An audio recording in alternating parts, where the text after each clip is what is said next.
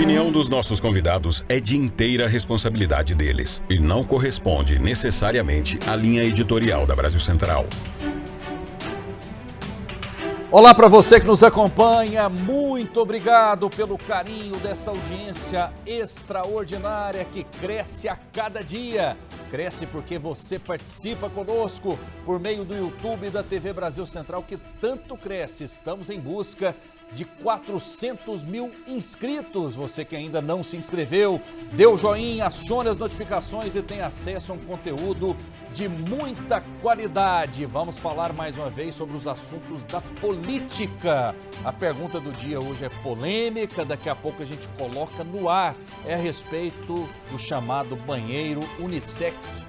Qual a sua opinião? Participe pelo WhatsApp 6299-311-5327. Evidentemente, a gente vai falar das ações do governo federal, de Bolsonaro também, que acaba sendo uma sombra, para Luiz Inácio Lula da Silva. Comigo, os maiores analistas do Brasil. Aqui só tem gigante para debater esses temas fundamentais para o nosso país. Procurador de Justiça Fernando Krebs, seja bem-vindo, tudo bem? Muito obrigado, Rafael, Erlon Fernandes, telespectadores.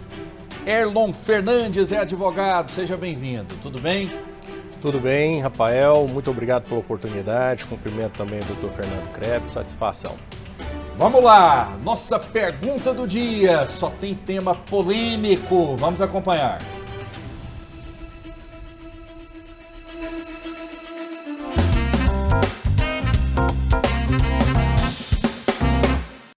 A resolução foi publicada na última sexta-feira. O texto orienta todas as escolas do país a permitirem o uso do banheiro de acordo com a identidade de gênero. Sendo assim, uma pessoa que se considere mulher, mesmo tendo nascido homem, poderá usar o banheiro feminino. A resolução estabelece também que estudantes se vistam conforme a identidade de gênero adotada e que professores usem o nome social para se referir a alunos de qualquer idade, inclusive nos registros escolares. Para isso, de acordo com o documento, deve ser garantido o uso de banheiros, vestiários e demais espaços segregados por gênero. E as orientações devem ser estendidas e garantidas para todas e todos os estudantes transexuais menores de 18 anos, sejam adolescentes ou crianças. A decisão precisa ser apoiada pelos pais ou responsáveis legais, que devem ser consultados sobre a expressa autorização em conjunto com a criança ou adolescente. A própria resolução cita riscos de violência em relação ao tema e orientações para minimizar o problema. A medida é criticada por especialistas por não resolver o problema de transgêneros e, ao mesmo tempo, colocar em risco as meninas. Entidades como a Associação Internacional pelos Direitos Humanos das Mulheres alertam para casos de abusos nos banheiros femininos feitos por homens que se utilizam desse benefício dado aos transgêneros para cometer assédio sexual e até estupro. Diante dessa polêmica, eu deixo a seguinte pergunta para você de casa e para os debatedores. Banheiros de acordo com a identidade de gênero nas escolas, inclusão ou perigo social? Começa essa rodada com o doutor Erlon Fernandes. Qual a sua opinião, doutor? É uma infeliz resolução, que vem aí com tantos assuntos importantes para serem debatidos no quadro nacional, principalmente voltados para a educação. Nós estamos parados aqui mais uma vez, Rafael, para discutir o que é de menor importância nesse momento. Se busca aqui com essa resolução atender uma população que precisa sim ter uma inclusão social, contudo que não representa nem 2% da população brasileira. E com isso daí se busca mudar os costumes e as posturas, e principalmente agora a questão da intimidade do brasileiro dentro das escolas, porque se permite agora que uma criança já adolescente, um adolescente já de 14, 16 anos, frequente o mesmo banheiro, né, numa escola pública, por exemplo, com uma criança de 9, 10 anos de idade ou às vezes menor. Então gera um problema. E com essa resolução se traz vários outros problemas que a própria reportagem aí já trouxe. Então é uma questão preocupante, realmente. Por isso me posiciono completamente contra essa resolução, que embora não tenha um caráter vinculador, ou seja, não funciona como norma, já é uma ponte para que isso venha acontecer futuramente. Procurador Fernando Krebs, qual a sua análise sobre essa reportagem sobre banheiro unissex? Eu concordo com o advogado, Dr. Erlon Fernandes, quando ele fala que o tema é um tema de só menos importância. Não é? Confesso que nunca me preocupei na minha vida com essa questão de banheiro unissex ou banheiro para LGBTQIA+. Porque banheiro unissex nós temos nas nossas casas, inclusive a sua, Rafael, do Dr. Erlon, porque é um banheiro que é para homem e para mulher, ele é unissex. Né? Além disso, se nós tivéssemos um terceiro banheiro, aí sim a gente poderia falar em discriminação, banheiro para LGBTQIA+, não é? Do ponto de vista material, isso é uma coisa complicada de construir, em alguns lugares não seria possível construir. Essa é uma resolução, parece que do Ministério dos Direitos Humanos, né? Isso. Tem ministérios que editam resoluções para substituir o Congresso Nacional. O Congresso Nacional é que deve deliberar sobre esses temas, depois de discuti-lo, através de audiências públicas, do processo democrático, ouvindo a sociedade e ouvindo quem entende, né? Que são os sexólogos, são os psicólogos, psiquiatras, pedagogos, né? Nós do direito mesmo, acho que temos pouco a contribuir com relação a essa temática, salvo mencionar o óbvio que a gente não pode discriminar as pessoas por conta da sua opção sexual. Né? Mas o que me preocupa mais em relação com os banheiros é quando o cidadão usa o banheiro e deixa ele sujo para o próximo. Isso me preocupa, é uma preocupação cotidiana que eu tenho, né? E acho que mais relevante do que essa questão, né, dos banheiros de acordo com a identidade de gênero das pessoas. Até porque a pessoa LGBTQIA+ não pode ser proibida de ir no banheiro. E você há de concordar comigo que ele vai escolher aquele com o qual ele se identifica, não é? Se é masculino, ele vai masculino, se é feminino, ele vai feminino, não é? Não há como fazer um terceiro banheiro, porque não há um terceiro gênero, não é? Então, você tem esses dois gêneros, e até a questão do biológico do ser humano, ela se resolve dessa forma, né? Eu não sou especialista, sou médico, né? Mas me parece que se resolve desta maneira. Então, é chover no molhado isso, não é? Além do mais, qual o risco de a gente ter que enfrentar essa questão nesse ano, por exemplo? Nenhum. E pelo que eu entendi da resolução, é para a pessoa escolher. Então, não vai se construir um banheiro unissex, nem um banheiro LGBTQIA+, a pessoa que vai escolher o banheiro. Há o risco que o banheiro é coletivo na escola de ter alguma violência. É o mesmo que você tem hoje no shopping ou nas escolas atualmente. Não tem mudança nenhuma. Risco de violência, de alguém entrar no banheiro devidamente e fazer alguma coisa que não deve. Então o governo, na sua opinião, erra com essa resolução? Completamente. Tá aí, ó, a boa... O pessoal lá não está tendo mais o que fazer, não. A gente pode arranjar serviço, não seja por isso. Olha, eu acho que assim, é uma perda de tempo, é você querer trazer à baila uma discussão inócua, né, abrir espaço para uma polarização besta, do meu ponto de vista, com todo respeito, que pensa diferente, né? Então eu acho assim que erra completamente, né? Que tem coisa muito mais grave, muito mais importante para a gente discutir no país do que discutir banheiro. Então, na época da eleição, muita gente chamava os bolsonaristas, o pessoal mais radical por parte do Bolsonaro, de criar teorias da conspiração e pautas ideológicas. Por exemplo, a questão do aborto, nunca vão liberar o aborto, questão da legalização das drogas, isso não vai acontecer no Brasil em hipótese alguma. Banheiro unissex também não vai acontecer. Não é o próprio governo eleito, né, democraticamente, o governo Lula, que está criando essas situações de colocar muitas vezes a ideologia na política, doutor Erlon? E aí você tem até uma infidelidade, né, sobre as propostas que foram colocadas quando do pleito eleitoral, porque se falou que pautas como essa não seriam colocadas e de repente você é surpreendido com a criação de uma comissão, um ministério formados por 19 pessoas do governo e mais 19 pessoas do LGBT para se criar uma resolução dessa. Se fala que ela não tem um poder vinculante, mas é uma fonte de direito, né? Ou seja, infelizmente é isso. É o incentivo a uma polarização. Eu não sei com que propósito, Rafael, isso é criado. Se é para tirar o foco da sociedade para aquelas votações, né, do Congresso Nacional ou aquelas decisões do Poder Executivo, mas realmente está acontecendo essa situação, né? Além da gente ter que preocupar com o mau uso, como o doutor Fernando disse, a gente agora tem que preocupar também como será usado e por quem será usado e quem estará sendo usado. É porque o Bolsonaro sempre fomentou a militância. Nesse caso, não seria uma forma da esquerda fomentar a sua militância também, especialmente aquela militância um tanto quanto mais ideológica, mais radical, que é o caso do PSOL? Criar discurso para a minoria, Rafael.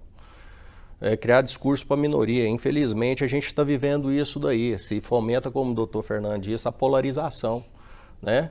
Infelizmente, para temas frívolos, superficiais, que não trazem nada, mas trazem muita preocupação. Imagina se eu lá com meus filhos, eu tenho 3 filhos, um com 3 anos de idade, de repente ele está frequentando um banheiro tido como unissex por um adolescente que aos 17 anos já acha que ele não é o que a natureza biológica dele o definiu que é. Né? Quando você escolhe um banheiro, isso já é um código de postura, já é uma postura da sociedade milenar. Um homem é um homem e o banheiro foi dividido entre os sexos. Ou seja, deveriam deixar como está, então? Eu penso que sim, Eu acho que esse tipo de resolução, primeiro que existem instituições e órgãos no Brasil que querem resolver tudo por resolução e marginalizar o Congresso Nacional. Acho que o Congresso Nacional peca demais, porque ele permite isso, ele deixa isso, ele permite estar editando resolução a 3x4 aí. O que tem de resolução do CNJ e CNMP é uma coisa impressionante. Não é? Até para achar resolução é difícil, você tem que procurar, é tanta resolução, compreende? Agora nós vivemos no Poder Judiciário, por exemplo, o doutor Erlon sabe disso, são os temas do Supremo e do STJ. Meu Deus, como está difícil operar o direito. Porque na minha época, há mais de 30 anos atrás, a gente estudava o código. A gente estudava a doutrina, tinha segurança jurídica.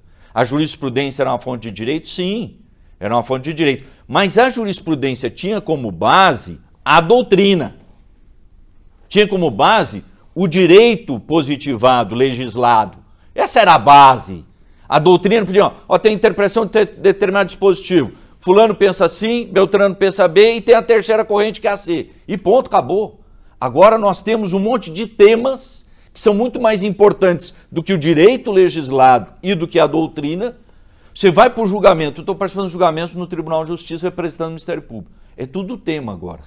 E vai decorar aquele tanto de tempo, porque estão organizados por número e não é em ordem cronológica do ponto de vista de temática.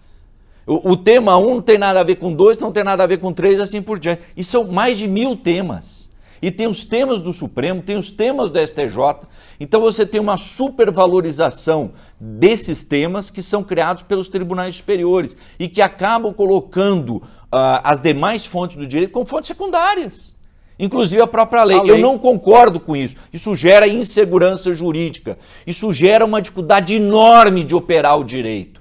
Porque esses temas mudam e são interpretados também de outras formas questionáveis. Então, eu acho que essa omissão do Congresso Nacional, esse excesso de ativismo do Judiciário e de algumas outras instituições, ele é nefasto para o país.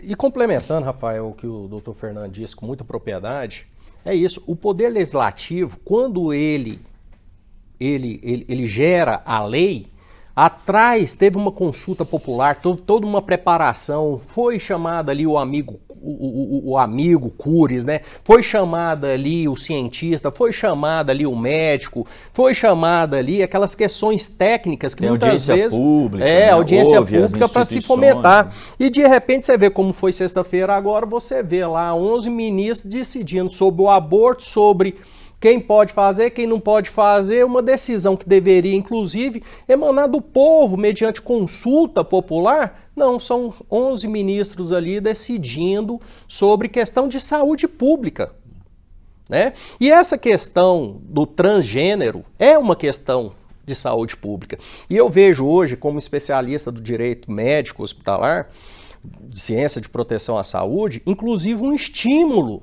para que seja feita já em idade tenra a mudança de sexo. Isso por quê? Plano de saúde não cobre o médico para fazer a cirurgia, não cobre o tratamento psicológico que a pessoa vai ser. Ou seja, tenta-se empurrar isso quanto mais cedo possível, porque isso vai gerar demanda de saúde. Principalmente na rede privada. Agora, imaginem e vocês, no que diz respeito ao aborto, até 12 semanas. Não sei qual é a visão de vocês. Imagina a burocracia para fazer um aborto via SUS, né? Se for aprovada mesmo a legalização, até 12 semanas. Mas a questão central... O bebê na barriga já vai estar muito grande antes que a decisão seja tomada. A questão central é: a Constituição autoriza ou não autoriza o aborto? Ela não abortou, ela não tratou desta questão. Uhum. Não é? Mas fala do direito à vida, né? Não, sim, mas o direito à vida, né? É difícil imaginar que ela não falasse sobre direito à vida, né? Agora, a própria legislação infraconstitucional, ela prevê o aborto, sim, na hipótese da mulher ser estuprada. Isso já então, é a mulher estuprada ou a mulher que está numa situação correndo risco de vida, de poder fazer opção. Nós temos uma criação jurisprudencial do aborto, do anencéfalo, que eu era promotor de júri, na época a gente enfrentava essa questão, porque a criança nasce morta, né, e você mantém aquele sofrimento todo da mulher. Acho que a questão do aborto ela é importante, sim, a gente deveria discutir, mas ela não está no texto constitucional nos termos que o Supremo está querendo liberá-lo, correto? E isso não existe, não tem lá, entendeu? O que existe é o aborto no sistema infraconstitucional, até porque não dá para a gente dizer assim, ó, eu sou contra o aborto. Então você é contra a lei, porque a lei prevê o aborto nessas circunstâncias. Ah, mas a ampliação do aborto. Essa ampliação do aborto você tem que discutir em plebiscito, certo? Sim. Consultar a população, que seria o mais democrático, ou através do Congresso Nacional. É o Congresso que tem que legislar a respeito. Vários países, Rafael, vários países do mundo admitem aborto nessas condições que o Supremo quer aprovar.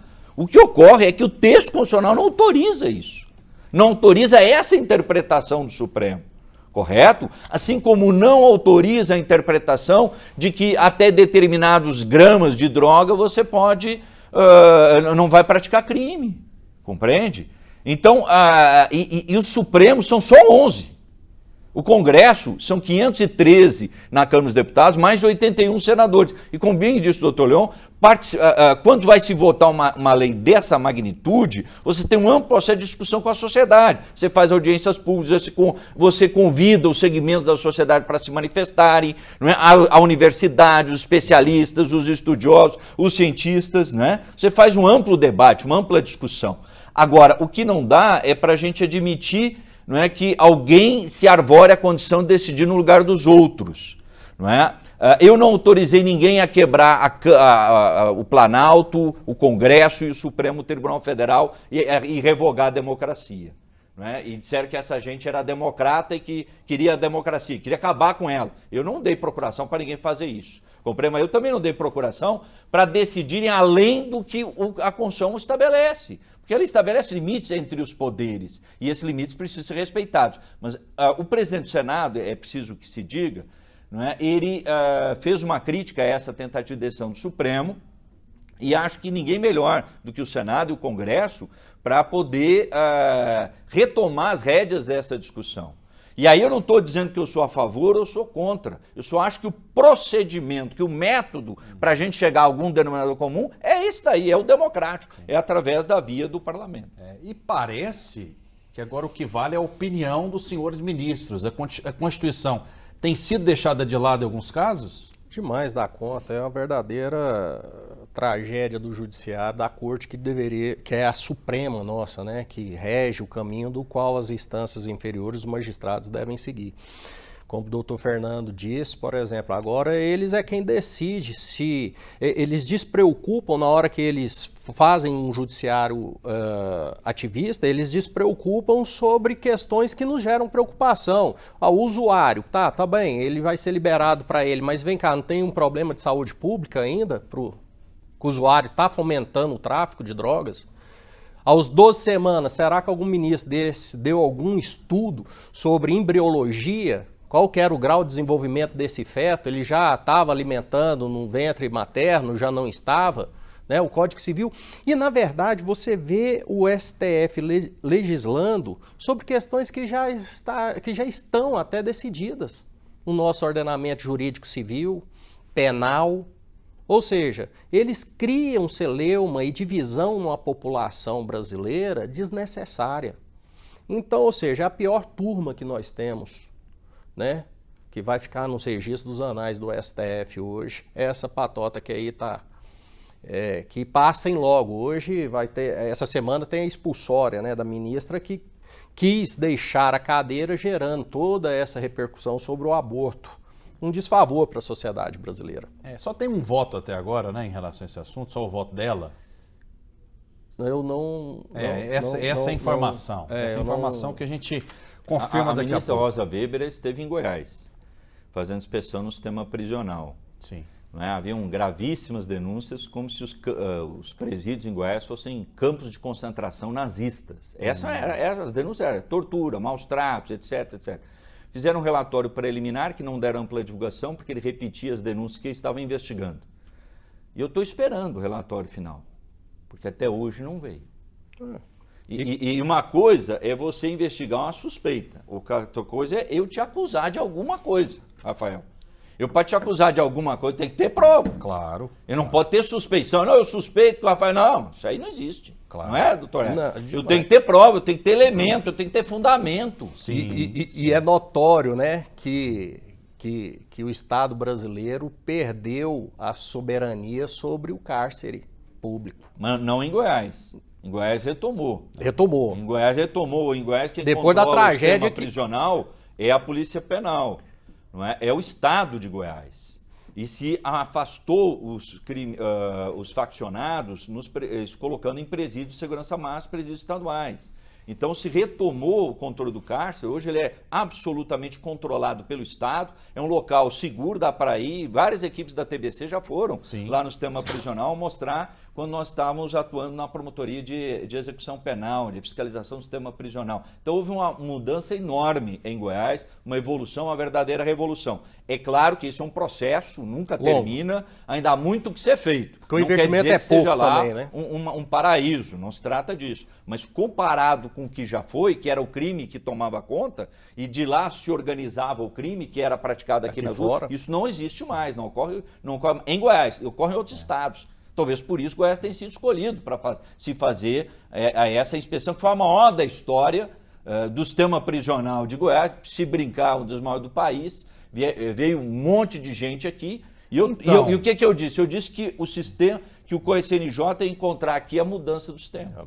E eles não me desmentiram até hoje. Ministra Carmen Lúcia que veio, essa né? inversão de valores. Primeiro foi a ministra Carmen Lúcia que não conseguiu entrar no Quando sistema. teve aquela tragédia na Casa Provisória. Mas depois, isso em 2018. Isso. E mais recentemente a ministra Rosa Weber. E detentos perderam a cabeça lá, né? Literalmente. Exatamente. Essa inversão de valores que não dá para entender, né? Se Goiás resolveu o problema ou está resolvendo o problema, Goiás passa a ser alvo. Dá para entender essa inversão de valores? Não, não dá. E eu fico pensando, eu não vou citar nomes para não polemizar, mas eu queria Pode polemizar. O nome de algumas pessoas que bateram muito no sistema prisional goiano, que criticam muito a política de segurança pública do Estado de Goiás, e eu perguntaria a essas pessoas o que estão achando da atuação da polícia na Bahia. Vamos lá, você me deu o gancho perfeito, a gente já fala sobre isso agora. Olha só, o ministro da Justiça, Flávio Dino, afirmou neste domingo que a onda de violência na Bahia representa um dos maiores desafios da segurança pública no Brasil. Ele descartou a possibilidade de uma intervenção federal naquele estado e culpou a política de armas de Jair Bolsonaro pela violência no estado. Vamos acompanhar. É um quadro, sem dúvida, muito desafiador, muito difícil. O que nós, do governo federal, fizemos nesse momento foi fortalecer a presença da Polícia Federal para apoiar essas ações, sobretudo visando a pacificação. Infelizmente, as organizações criminosas se fortaleceram muito nos últimos anos, aumentaram o acesso a armas em todo o Brasil por conta de uma política errada que havia no nosso país, e isso traz dificuldades práticas. O governo do estado está agindo. A intervenção federal, nos termos do artigo 34 da Constituição, só é possível quando caracterizada de modo claro, de modo inequívoco, que o aparato estadual não está fazendo nada. Muito bem, vou passar a bola para o procurador Fernando Krebs, daqui a pouco o Erlon Fernandes, já que ele deu o gancho para a gente falar a respeito desse assunto. Procurador, essa violência na Bahia, por que está acontecendo na sua visão? Eu começo discordando do ministro da Justiça, Flávio Dino. Ele fala que o maior problema de segurança é no estado da Bahia. O ministro está redondamente enganado. O maior problema está no Rio de Janeiro. Aliás, ele vem de longa data. É o estado do ex-presidente da República. Eu pergunto a você, telespectador, o que o ex-presidente da República fez de concreto para melhorar o problema da insegurança, da criminalidade, do controle dos morros pelo crime organizado no estado do Rio de Janeiro? A mesma coisa que o governador da Bahia fez em Salvador, nada. Essa é a diferença. Ambos não fizeram nada. E não adianta um querer acusar o outro, porque, na verdade, não estabeleceram segurança pública como prioridade. Essa que é a verdade. Daí criticam a segurança pública em Goiás, que até pode ter os seus problemas, é claro. Mas eu vou lhe dizer uma coisa, é muito melhor que a do Rio de Janeiro e é muito melhor que a da Bahia. Venham para cá, aprendam aqui para depois vocês copiarem, tá bom? Doutor Erlon. Tá certo. O que me chama a atenção no discurso é sempre aquela perda da oportunidade que o governo de esquerda, quando acende a administração do país, ele perde. Em vez dele ir lá e fazer e mostrar que pode fazer diferente e melhor, ele ainda fica preocupado em atacar quem deixou o governo. Ou seja, eles nunca são responsáveis por nada. Como o doutor Fernando diz, é Rio de Janeiro, Natal está insuportável, Ceará, ninguém quer ir passear no Nordeste mais, Recife, considerada a capital aí, né? Maior violência, onde tem a maior violência do país todo, esse quadro não muda. E é isso, em vez de trazer uma questão propositiva, de melhorar a segurança pública, não, está preocupado nas políticas públicas que foram tomadas. E quando vem com essa história de armamento, isso é uma barrela, porque quando liberou arma para a família, para o cidadão de bem, para o cidadão, para a população civil, foi diminuir a criminalidade. Isso é estatística, é matemática que o PT, que a esquerda, se furta a aprender ou aceitar como exata. E o ministro, inclusive, justificou dizendo que a violência na Bahia é por conta da liberação das armas em relação ao governo Bolsonaro. Como se bandido nunca tivesse acesso à arma por maneira expor. Ninguém, não tem como que tem a ver uma política de armamento com a violência da Bahia que sempre existiu. O dia que ele começar a dominar lá, a trazer o Estado para dentro da favela da Bahia, ele vai acabar com a violência. Essa questão, em 2005, houve um plebiscito sobre a questão do desarmamento ou não da população. Eu fui contrário ao desarmamento total da população, que era o que se iria fazer caso o sim vencesse. E o não venceu, contra a vontade do governo e da Veja na época, Sim. Rede Globo, etc. Né? Nós aqui juntando um pequeno grupo de pessoas, fizemos campanha contra o desarmamento. Eu sou contra o desarmamento. Na época, eu acho que nem arma eu tinha. Nunca fui atirador. Eu tenho arma hoje por uma questão de segurança, mas não porque eu gosto de arma. Tem gente que gosta, é um jeito, tem. Tem gente que exerce isso como uma atividade olímpica, né? Sim. Como se for, Esporte. Como esporte, enfim. Eu entendo que a política que foi levada de adoção, de liberação quase que completa de armas no governo anterior, está totalmente equivocada também. Você não arma o cidadão com fuzil, porque fuzil não é arma de defesa, né, e não monta o arsenal na sua casa, como aconteceu com o Roberto Jefferson. Então eu sou contra esse exagero.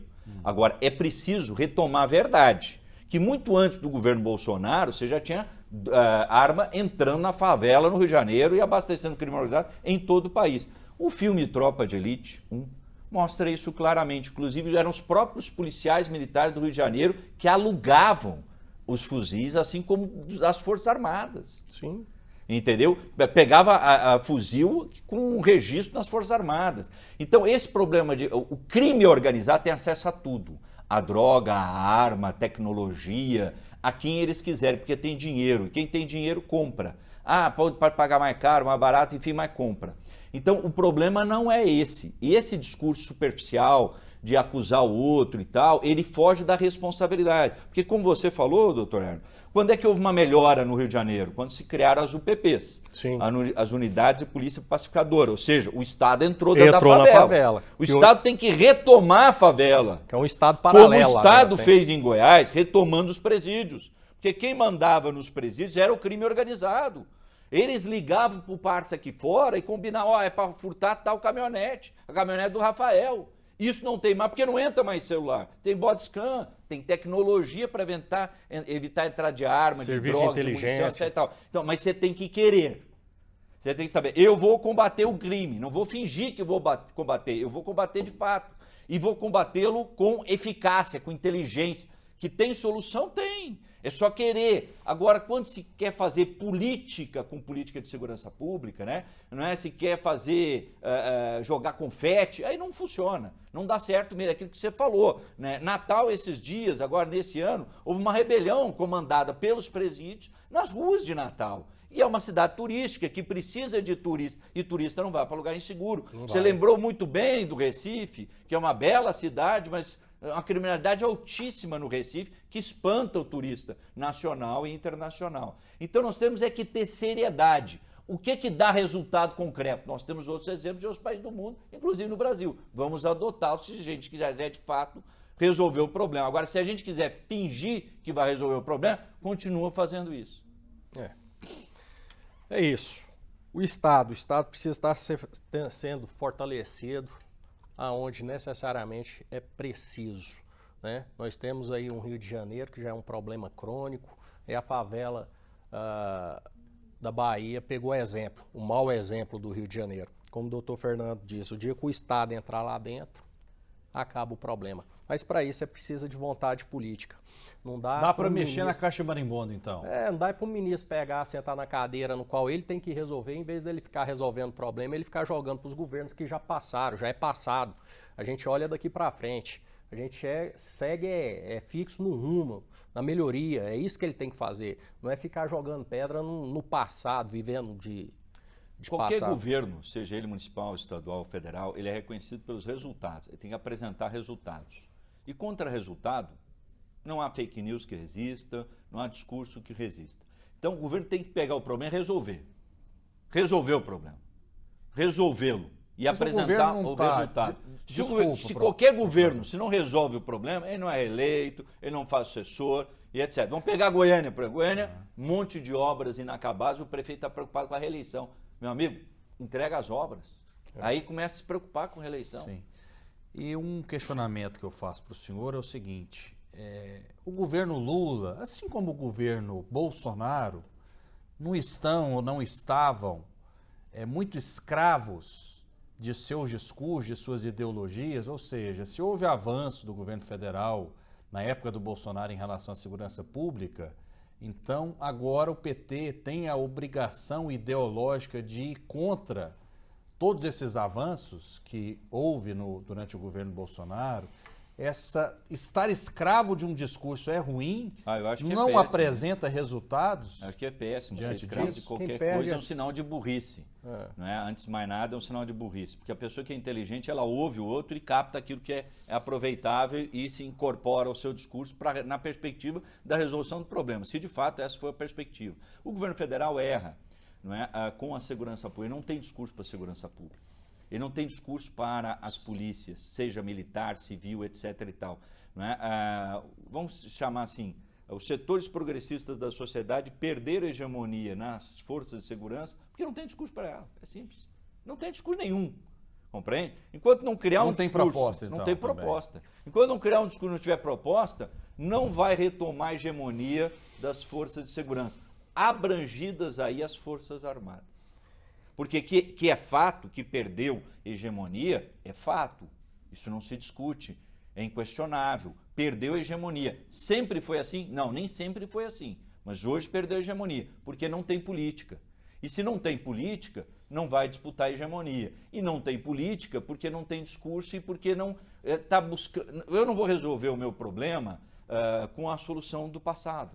A solução do passado não resolve o problema de hoje. Eu preciso aprender com a realidade para poder encontrar soluções para os problemas contemporâneos. E além de falta de propositiva, né, de campanha, ainda eles não dão continuidade ao que estava sendo feito por uma questão eleitoreira, por uma questão partidária, por uma questão de viés ideológico, não dá continuidade ao que de bom estava sendo feito nos governos anteriores. Por quê? Porque talvez estraga a publicidade, ou seja, quem perde isso é a sociedade, né? Você, além de não fazer, ainda deixa de completar, porque 4 anos é sempre muito pouco para você executar alguma coisa. Deixa, abandona, fica aquelas obras públicas paradas, aquelas políticas que foram iniciadas e que estavam trazendo resultados, ficam abandonadas. É o que a gente chama no direito de violação do princípio da continuidade, né? Acaba, simplesmente enterra e fomenta essa polarização e traz a gente para esse debate aqui, ó. Está preocupado com banheiro unissex, enquanto políticas públicas essenciais, a saúde, transporte, né? Segurança pública. Política tinha que ser mais técnica, então, né? Visar os resultados, isso é indiscutível. Mas a direita para isso e que ela a esquerda serve, não deveriam ficar escravas de seus discursos. Os incompetentes, eles não têm solução para os problemas do cotidiano. Né? Os incompetentes perdem tempo com bobagem, ao invés de se preocupar com o concreto. Nós temos que preocupar com o concreto e produzir resultado. O eleitor, ele quer resultado. O eleitor, ele quer política de resultado. Tem até um partido, não vou citar o nome para não fazer propaganda, até porque eu não concordo com as ideias dele, mas eles têm esse marketing, sabe? Eles têm essa... um partido de resultado. Não apresenta resultado nenhum, concretamente, mas a ideia é essa, é apresentar resultado. Se você apresenta resultado, não é? Cresce a aprovação do seu governo e você consegue dar continuidade às suas políticas. Se você, na área de segurança pública, consegue reduzir criminalidade, coisa que no Brasil é uma dificuldade enorme de fazer isso, nós temos que olhar por que está reduzindo essa criminalidade antes de fazer acusações levianas e generalizações, né, quando o seu estado lá do partido político lá que você apoia está aumentando a criminalidade e aumentando a mortandade de pessoas que entram em choque com a polícia. Né? Porque o cidadão entra com choque com a polícia, né, o esperado em qualquer país do mundo é que aquele que entrou em choque com a polícia leve a pior, por uma razão muito simples. Nenhum choque planejado entre as forças de segurança e o crime, ele se dá com as forças de segurança em minoria, com a quantidade menor de pessoas. Vou tomar o exemplo daquele pessoal do COD. Eram 3 policiais militares que entraram em confronto com 3 criminosos aqui no sul de Goiás, na fronteira com Goiás. Qual foi o resultado? Os policiais quase morreram, porque eram só 3. O normal não é entrar em confronto com meia dúzia, não é com pouca gente. Você pegue as operações da PF, junta 200 policiais federais para prender 3, 4, porque você tem uma maioria esmagadora das forças de segurança que abafam o crime. É claro que eu não estou condenando a conduta que aconteceu lá, até porque eu não estava lá para saber. Ele pode ter ocorrido uma emergência, ocorreu um ato não planejado. ato individualizado. Agora, como o ato não é planejado, ele não contou com a maioria das forças de segurança. Ok, vamos lá. Olha só, a coordenação do movimento dos trabalhadores sem terra apontou preocupação com a insatisfação crescente nos trabalhos rurais em relação ao governo Lula. Um dos principais pontos de crítica é a inatividade do governo na compra de produtos da agricultura familiar pelo Programa de Aquisição de Alimentos. O PPA, que destina um mínimo de 30% das compras públicas de alimentos à agricultura familiar para projetos de combate à fome, foi recriado em março e sancionado por Lula em julho. A preocupação da coordenação do movimento é que em algum momento as famílias comecem a fazer uma reclamação nacional, indo para a estrada, parando rodovias, e acrescentou que a atual trajetória sugere necessidade de 5 mandatos de Lula para concluir a reforma agrária desejada. Esse movimento, então, pode se voltar contra o próprio Partido dos Trabalhadores, doutor Erlon? É ilógico, né? É ilógico. Está ineficiente o governo Lula, aliás, ele não está agradando nem os grandes produtores, nem os pequenos produtores, como o Movimento Sem Terra. Mas o interessante é que eles pedem ainda prorrogação do governo que está sendo ineficiente para ele. Então, como diz o outro, o que há de se esperar? O agro está sofrendo, né? Está sofrendo. E sofrendo, inclusive, com políticas públicas, como foi o marco temporal aí indígena, que gera mais insegurança jurídica ainda para os produtores rurais, porque a qualquer momento podem ser expropriados da propriedade. Políticas ineficazes, políticas que não trazem resultados, que não agregam que não agregam nem para gregos nem para troianos. Você vê que o Lula não está agradando a ninguém. O Lula, na verdade, eu sempre o considerei muito pragmático, inclusive.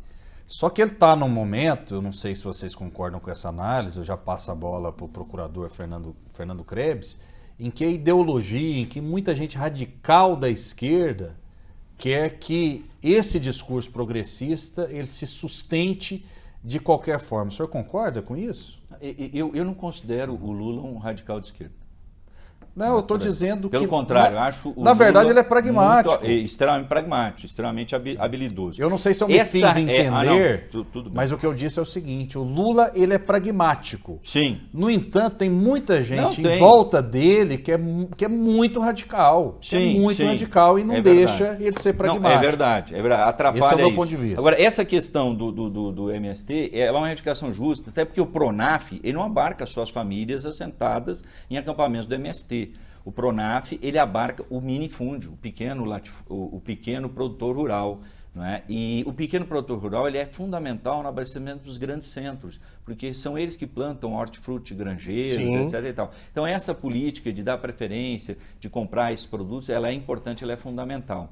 A questão do agronegócio, ela é balizada pelo mercado. Você teve queda na soja, porque a soja é uma commodity internacional, teve queda no mercado internacional. Você teve queda na carne, já tinha tido no governo passado, no governo Bolsonaro, e acentuou-se agora a queda da carne. Até porque da carne brasileira produzida por nós, apenas 20% vão para exportação. Estava fechado com a China, voltou a abrir, 80% são consumidos dentro do país. Se você tem uma população com poder aquisitivo maior, ela vai consumir mais carne também. Houve queda na carne, e que prejudica também os pecuaristas. Houve queda também no preço do leite. E nesse particular, eu acho que a gente não tem, são políticas públicas, sobretudo na questão do leite, para cuidar do produtor de leite, para estimular o produtor de leite, melhorar a qualidade dos produtos lá. Cada dia pior, Rafael, está uma tragédia. Se você não comprar do produtor lá da fazenda, você vai comer sabe-se lá o que no supermercado, E essa é uma cadeia muito importante em Goiás, já teve 250 mil pessoas trabalhando nessa cadeia produtiva e a gente não tem nenhuma política estadual, inclusive do atual governo, voltada para esse segmento. E nós não temos os laticínios preocupados com isso, até parece que eles são inimigos do produtor rural, porque só quer saber de incentivo fiscal, eles estão bilionários, mas o produtor rural está na miséria. E essa é uma questão grave, séria, porque ela gera muitos empregos, fixa o homem no campo também, e ela gera produtos os mais variados no mundo lácteo, do queijo ao leite, passando por manteiga, etc.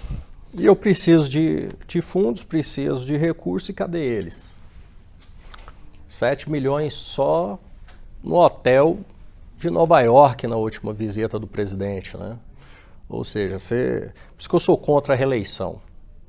O Lula parece que... O Lula está no seu primeiro mandato agora. Mas o Bolsonaro também era. Mas, o Bolsonaro também era contra a reeleição. Pois é. Depois ele mudou. Mas o que acontece é o seguinte, o Lula ele não vem na reeleição agora, mas ele já foi presidente, já conhece os caminhos das pedras, entendeu? E agora parece que ele ligou, foi o dane-se. Gastos exorbitantes, já gastou, o que ele já gastou no primeiro semestre do mandato dele foi praticamente de cartão corporativo que foi gasto em 3 anos pelo antigo governo. Então você vê aí uma má gestão e alguém que já está habitualizado e que já sabe o caminho das pedras e está muito pouco preocupado até em atender quem é base dele. A reclamação aqui vem do Movimento Sem Terra, não vem do agro que ele vem atacando, não vem dos grandes produtores, vem exatamente da base dele, ou seja, e de recursos mínimos, de incentivo para o desenvolvimento da atividade rural deles. Porque, como o doutor Fernando diz, o pequeno, apesar da grande importância, o recurso para ele é menor. Olha só, mais um assunto. A Frente Parlamentar da Agropecuária manifestou insatisfação com o parecer do Supremo Tribunal Federal, que derruba a tese do marco temporal para a demarcação de terras indígenas. O presidente da FDA, deputado federal Pedro Lupion, do PP do Paraná, disse que a bancada ruralista vai adotar todas as estratégias possíveis para garantir que o Congresso vote projetos que reeditem o marco temporal das terras indígenas.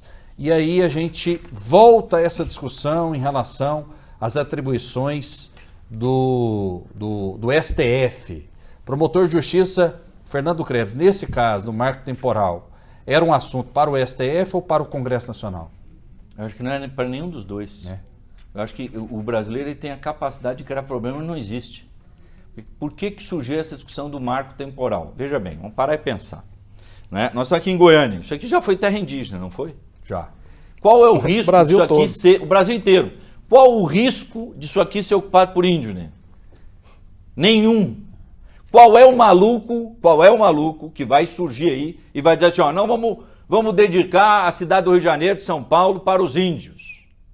Eu não acredito que exista algum louco no Brasil, suficientemente louco, para propor isso. Então, qual o risco disso acontecer? Eu acho que nenhum. Nenhum. Os índios sofreram grilagem? Sofreram, isso é fato. Agora, se você tem uma situação consolidada, que é boa fé, o cidadão comprou a terra e tal, se estabeleceu e está estabelecido há 30, 50 anos, alguém sã consciência vai tirar as pessoas de lá? Olha, só se for louco daqueles de usar 3, 4 camisas de força. Então, eu não acredito que esse tema seja um tema com potencial risco de a gente sofrer um retrocesso, ou seja lá o que for. Ele não é um perigo. E ele é um tema que não deveria ter sido tratado, nem pelo Congresso e muito bem pelo Supremo. Realmente, nisso em particular, o Supremo tem razão, no meu ponto de vista. Não há um marco temporal para você reconhecer terra indígena. Mas as terras indígenas que já foram reconhecidas são suficientes para que não se precise reconhecer novas terras indígenas. Se você preservar o que tem, já está passando de bom, correto? Então, sinceramente, eu tenho umas coisas que eu tenho dificuldade de entender. Se discutiu no passado, a PEC 37, que proibiu o Ministério Público de investigar. Mas se proibiu o Ministério Público de investigar, fazer o que com ele? Fecha então. Compreende? Então tem umas coisas que são insanas. Penal pro titular não dá para discutir insanidade. Compreende? Proibir de investigar. Não, vamos pensar em combater o crime. Como é que a gente faz? Para derrotar o crime lá em Salvador, em Natal, no Recife. Qual é o crime que mudou do Rio de Janeiro para as facções que mudaram do Rio de Janeiro para o Salvador? Isso é importante. Isso é prático. Isso é objetivo. Isso vai produzir resultado. Isso é importante. Agora, não, vamos discutir PEC 37, vamos discutir marco temporal, vamos discutir banheiro. Pelo amor de Deus. E é uma discussão que nunca se finda. A gente tem que lembrar que o STF trouxe à tona novamente essa discussão de marco temporal, que eu já tinha resolvido isso lá atrás. E a questão é essa, doutor Fernando, que sempre gera insegurança jurídica. Vou lembrar para o senhor aqui, Serra Raposa do Sol, em Roraima.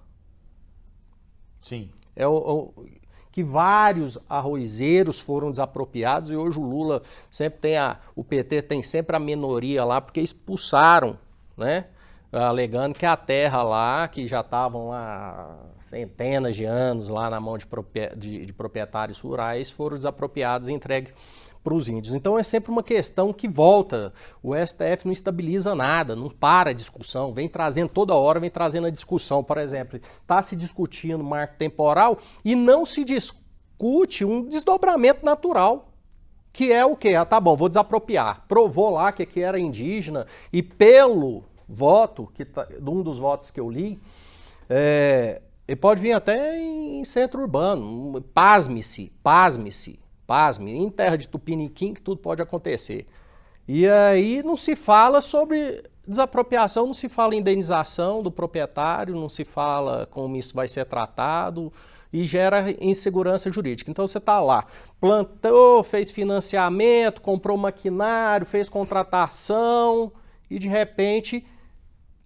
pode haver um louco, quero ver quem que é o louco, mas de repente se aparecer esse louco, a questão vai ter de ser debatida, vai ter de ser processada, entendeu? E alguém vai ter de decidir, gerando uma instabilidade para aquele produtor que está ali e que está desenvolvendo a atividade.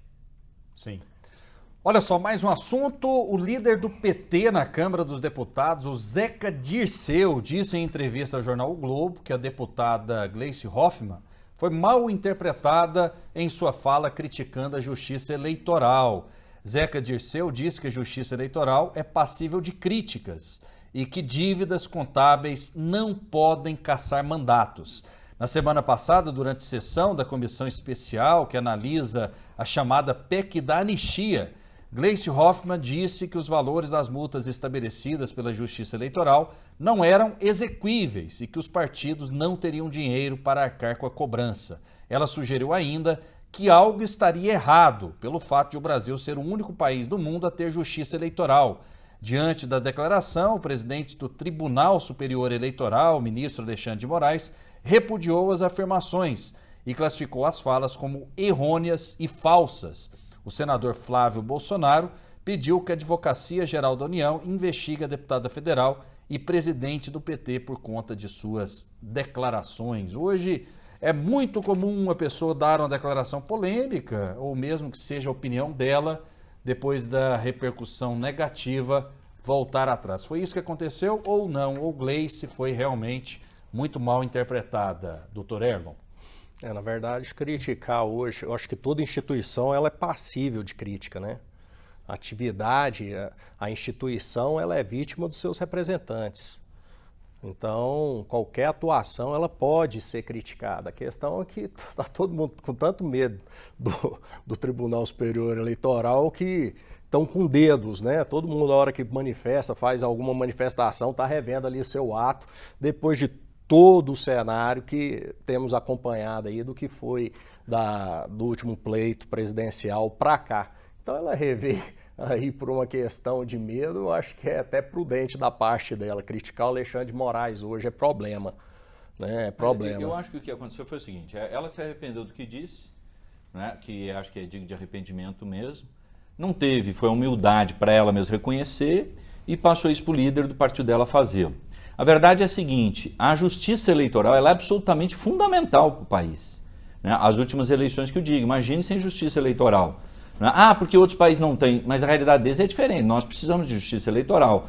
Os Estados Unidos não tem é uma zona, a eleição lá é uma bagunça, esculhambação, é uma zorra, você não sabe quem ganha a eleição, leva não sei quanto tempo para apurar a eleição e tal. Lá é muito pior que aqui, essa que é a verdade. Agora, o que os políticos querem, e o que querem nessa mini-reforma eleitoral aí, anistiar partidos e tal, aí se juntaram lulistas e bolsonaristas, todos eles para enfraquecer a justiça eleitoral. Quem perde com isso é o cidadão, é você, telespectador. E ganha os partidos, ganha os seus interesses corporativos. É lamentável isso que está se fazendo, não é, com a justiça eleitoral. Nós precisamos de uma justiça eleitoral forte e independente, e não de uma justiça eleitoral curva. Muito bem, participações aqui no nosso WhatsApp. O Vanduir diz o seguinte: professor Krebs, ele é procurador, mas aceita ser chamado de professor Claro, também, porque já foi professor. Quem já foi professor Título é de honra, professor né? também. E ele faz elogios aqui: saber jurídico, humano, detalhista nas suas intervenções, imparcial. Parabéns, Brasil Central. A gente fica feliz de ter aqui conosco o procurador Fernando Krebs, de 15 em 15 dias, né, procurador? Isso. Essa agenda, ela já é Tá fechado. imexível, né? Imexível. Imexível, usando da licença poética para dizer isso. Dr. Erlon também, que já participou várias vezes, é uma honra tê-lo aqui conosco. Mais participações? Estou louquinha para ver dois homens da lei. Não entendem nada da ordem que o Brasil realmente precisa. Queria que vocês me falassem onde que o governo Bolsonaro foi bom. Sebastião Moreira fazendo essa observação. O governo Bolsonaro foi bom ou foi ruim? Isso? Ele teve atuação boa e teve atuação ruim, como todo governo, né? Só de ter diminuído gastos públicos, para mim, já foi uma questão positiva que pode ser lembrada. Então, teve momentos ruins também, como eu considero, às vezes, que ele pecava, às vezes, por não saber ficar calado e gerava uma extrema confusão, né, e instabilidade na nação. Então você tem os prós e os contras, não tem como... Muito bem. O Paulo Sérgio pergunta para o procurador apontar o que o PT está fazendo em favor da justiça. E ele diz aqui que é um governo que tem histórico de corrupção. Pontos positivos do governo Lula. Eu acho que o positivo é a economia, né? A melhora da inflação, do preço dos combustíveis, o aumento do emprego, essa preocupação em melhorar a economia, não é? Que é uma preocupação sempre constante nos governos do Lula, primeiro e segundo governo.